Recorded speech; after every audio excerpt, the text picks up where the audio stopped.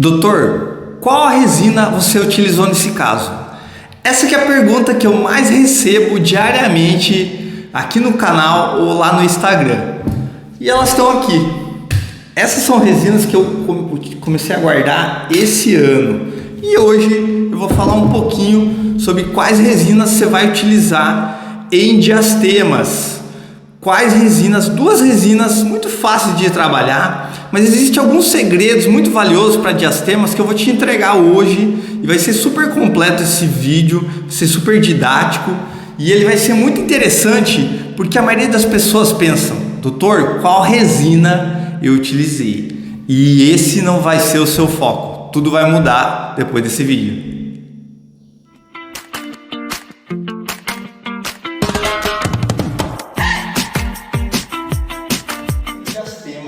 No lado tom incisivo, lateral, né? Lateral do lado de um canino aqui, né? Então aqui a gente tem um canino e a gente tem um lateral.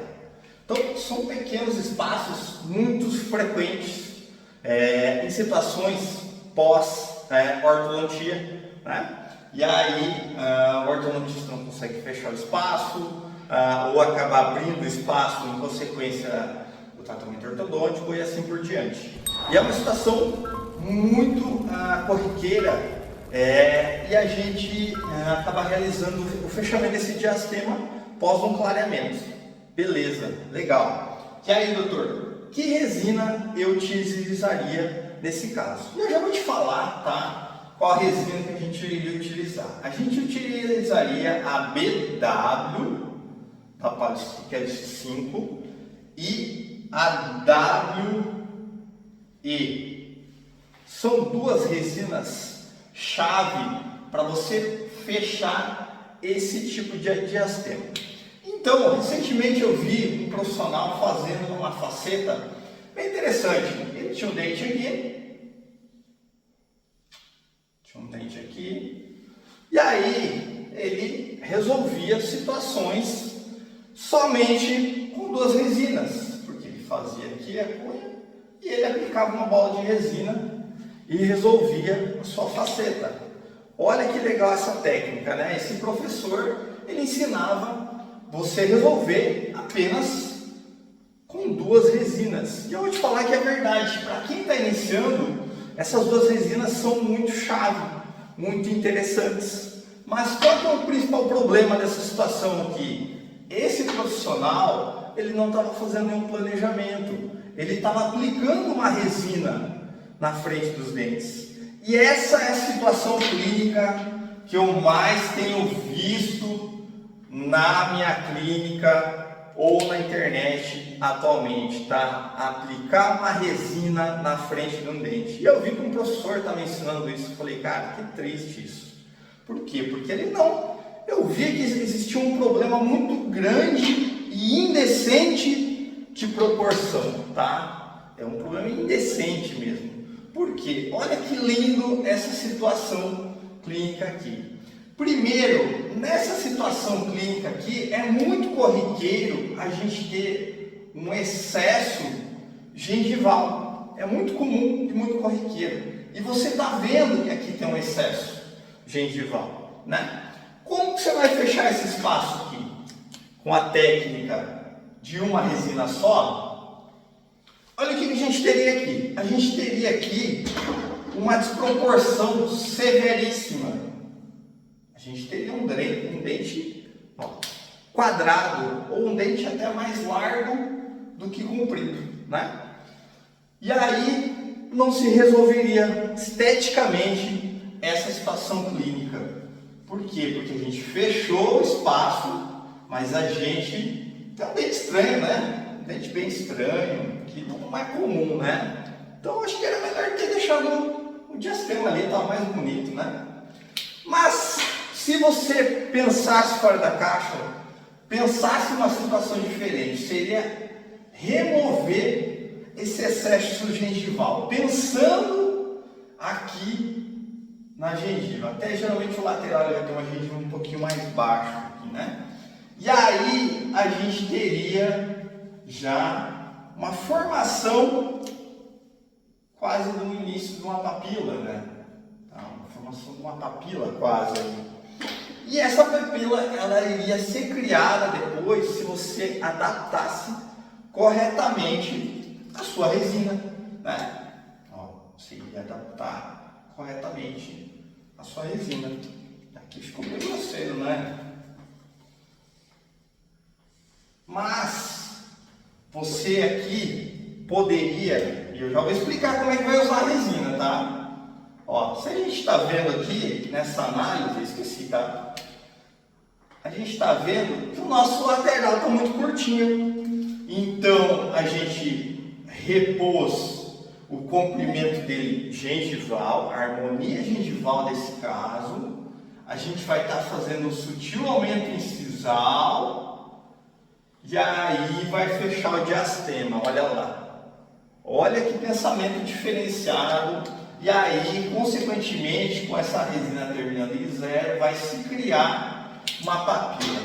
Beleza, doutor, mas você falou que existem duas resinas para a gente utilizar nessa situação clínica. Então vamos lá. Geralmente, eu posso estar utilizando uma cunha palatina aqui, que já tem vídeo aqui no canal explicando qual resina eu utilizo para cunha palatina, né? E aí, aqui eu vou estar trabalhando a resina de corpo, ó, a resina de corpo, né? Cobrindo toda essa área aqui. E aí, trabalhando os mamelos, assim como você quiser. E a minha própria resina, vamos pegar o verde aqui, a minha própria resina de esmalte, que seria essa área aqui, ela que vai criar o efeito. Ela é uma resina praticamente white esmalte, mas ela é uma resina uma resina acromática, tá? Por quê? Porque ela tem um branco, mas um branco bastante translúcido.